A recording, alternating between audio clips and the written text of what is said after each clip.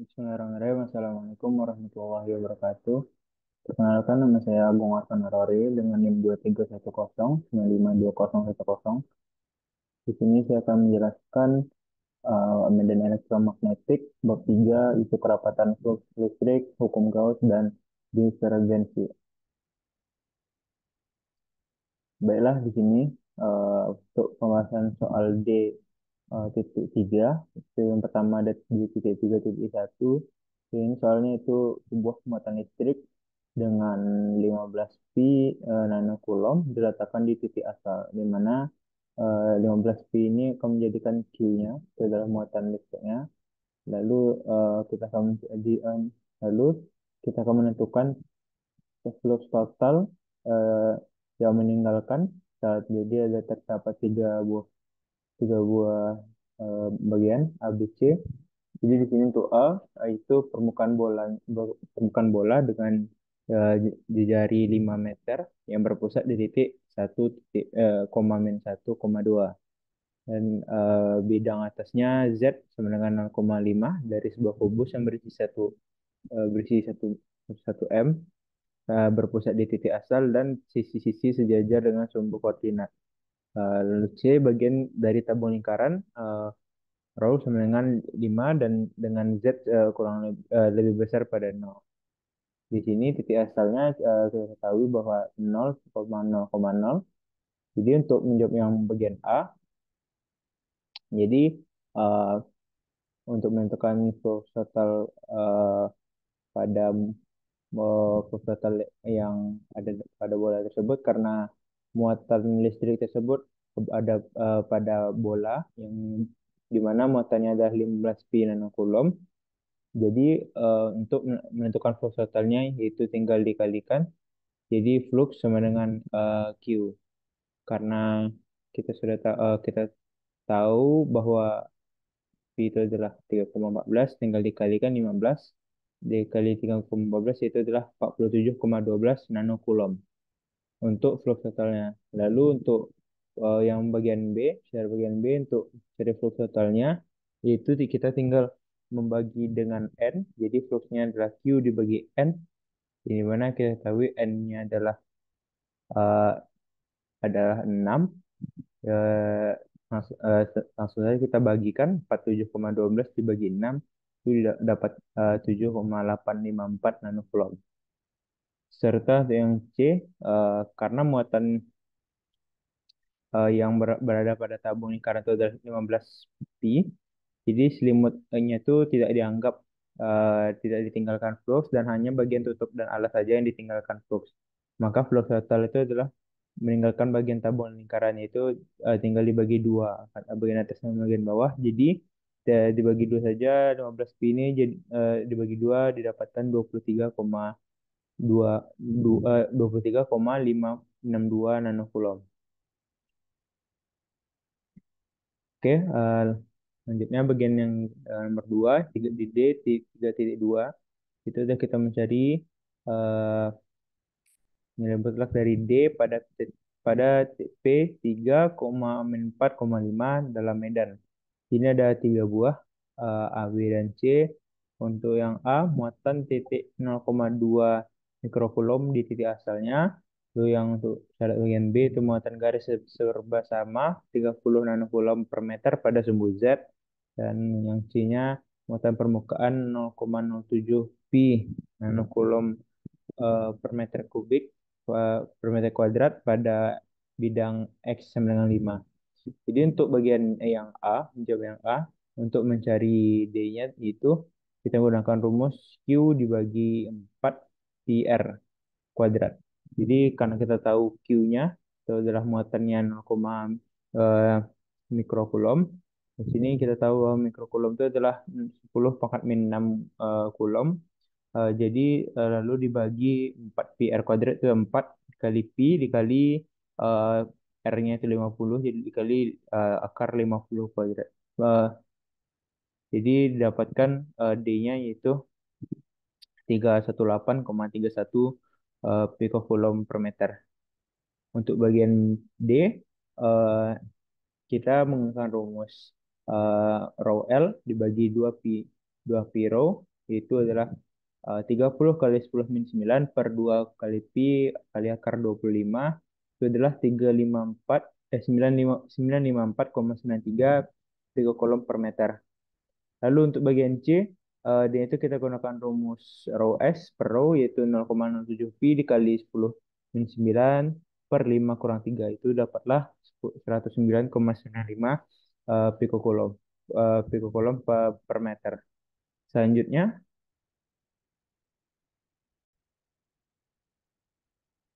untuk nomor D3T3 itu kita akan mencari flux listrik total yang menembus permukaan tabung pada rho-nya 4,5 dan Z-nya kurang lebih 3,5. Dan jika diketahui konfigurasi muatannya sebagai berikut, itu ada A dan B, itu untuk A, muatan titiknya itu 2C 2 kolom pada sumbu X sama dengan 0, kurang lebih 1, koma plus minus 2. Lalu untuk yang B, muatan garis pada sumbu X dengan rho L sama dengan 2 cos 0,1 kali C per meter. Eh, untuk yang nomor A, itu kita gunakan eh, rumus flux totalnya itu flux listrik totalnya itu dengan integral dari D-nya ds itu 9 dikalikan 2. Jadi dapatlah 18C. Dan untuk yang B, untuk totalnya eh, kita tinggal pakaikan ini kita sama yang di atas, tapi eh, setelah kita dapatkan flux itu kita integralkan dengan rho L. Jadinya karena kita dapat rho L-nya itu tadi 2 cos 0,1, kita masukkan saja integral dari 2 cos 0,1 x dx dengan x maksimum itu adalah 4,5 dan bawahnya itu integral bawahnya itu min 4,5. Jadi dapatkan 2 per 0,1 sin 0,1 x. eh, Lalu x-nya kita ganti 4,5 dikurangi min 4,5. Eh, Lalu didapatkan bahwa penutupannya itu adalah 17,4 C. Lalu untuk yang nomor 4, kita akan mencari muatan yang terdapat pada dalam bola. Ya, muatan yang terdapat pada dalam bola yang mempunyai R-nya 92 dan jika D-nya sama dengan itu yang A AR per R kuadrat dan yang B AR per R saja. Jadi untuk mencari muatan dalam bola itu kita menggunakan rumus integral dari AR per R kuadrat. Ini tergantung dari Q yang kita ketahui dan kita integralkan Q-nya dan integral Q yaitu eh, untuk untuk yang A kita integralkan AR per R kuadrat ds itu sama dengan S per R kuadrat AR.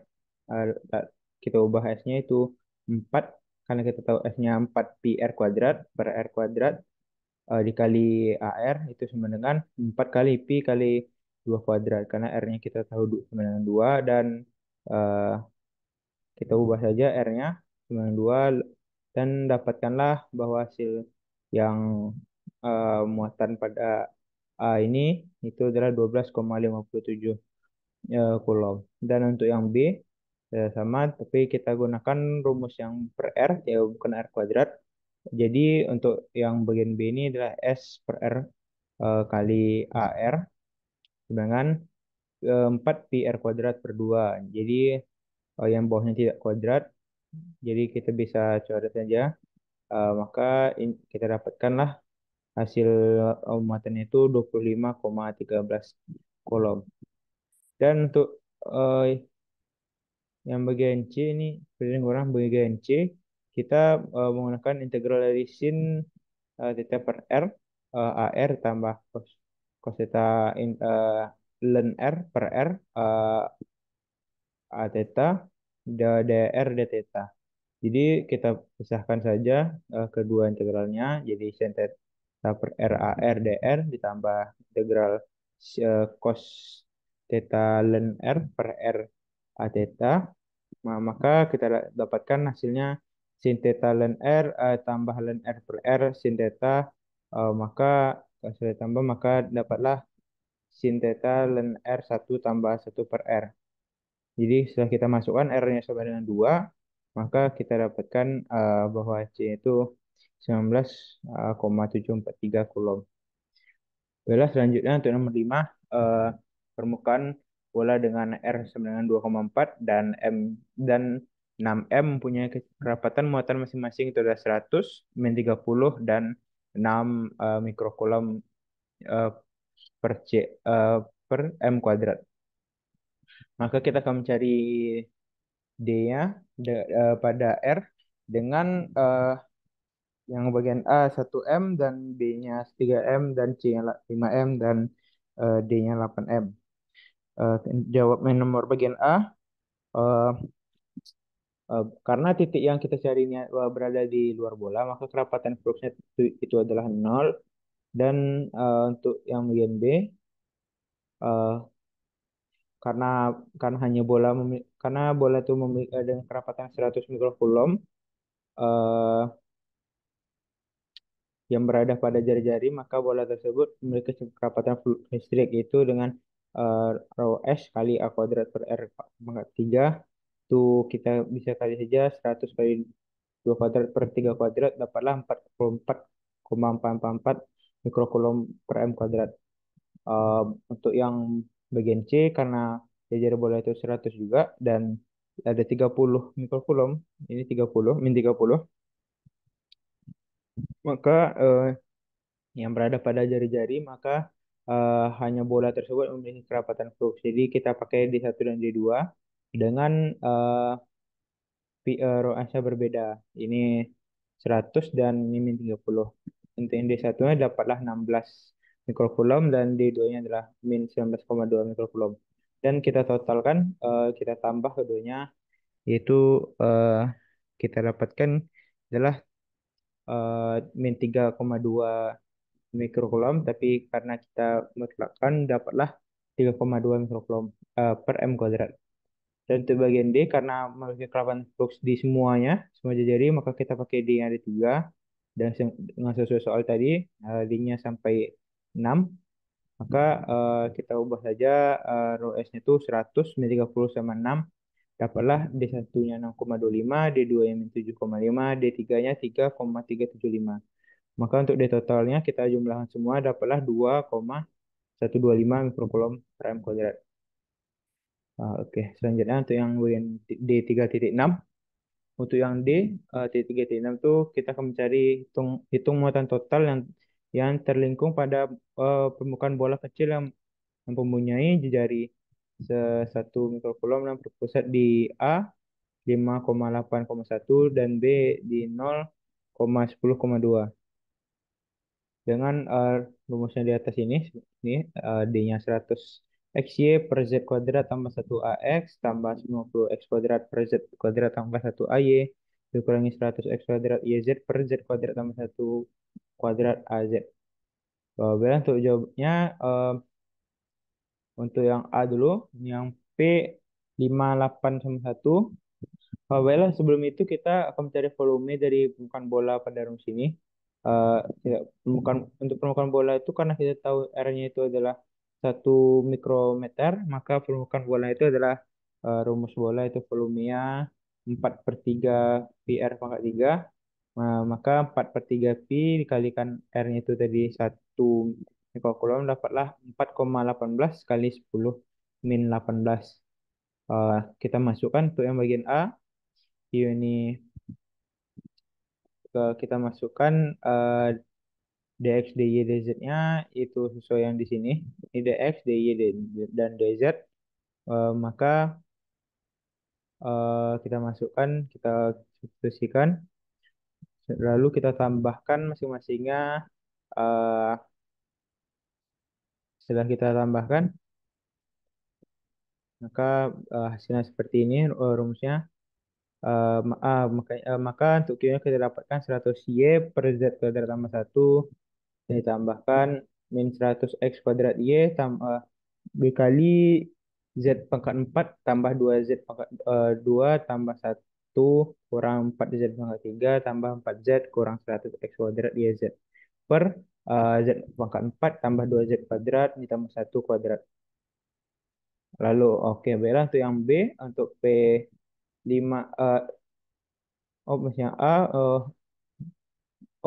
yang ini kita karena P yang X-nya 5 Y 8 dan 1 kita substitusikan Y X Y Z-nya ke dalam persamaan ini, maka dapatlah Q-nya itu sebesar 22572 kali 10 pangkat min 18 dan kita sederhanakan jadi 2,26 kali 10 min 14 Coulomb. Lalu untuk bagian B sama kita substitusikan juga rumus tadi itu tapi dengan eh, titik yang berbeda itu X-nya 0, Y-nya 10 dan Z-nya min 2. Setelah kita masukkan X, Y, Z-nya dalam persamaan yang sama dengan yang ini tadi, maka dapatlah Q-nya itu adalah sebesar 836,27 kali 10 min 18 Coulomb. Beda untuk yang bagian D3.7, saya menghitung divergensi masing-masing medan pada titik yang ditentukan. Untuk bagian A, kita mencari yang dengan titik ini 1, 2, 3 dan TB 2,5 setengah pi, 3 dan C itu 2,5 pi setengah pi. Seperti ini uh, D-nya, diferensinya. Lalu untuk bagian A kita tinggal ubah saja uh, div-nya, kita divkan saja titik D-nya, divergensi, lalu setelah kita ubah maka kita dapatkan 12 X pangkat 3 Y pangkat 3 Z kuadrat tambah 6 X pangkat 4 Y kuadrat Z kuadrat tambah 2X kuadrat Y kuadrat. Setelah kita ubah X, Y, Z dengan 1, 2, 3, maka dapatlah titiknya itu hasilnya adalah 988. Dan untuk bagian B sama, kita ubah saja rumusnya. Lalu kita setelah ini maka kita ubah fluxnya, row-nya dan Z-nya. Kita ubah 2, 3,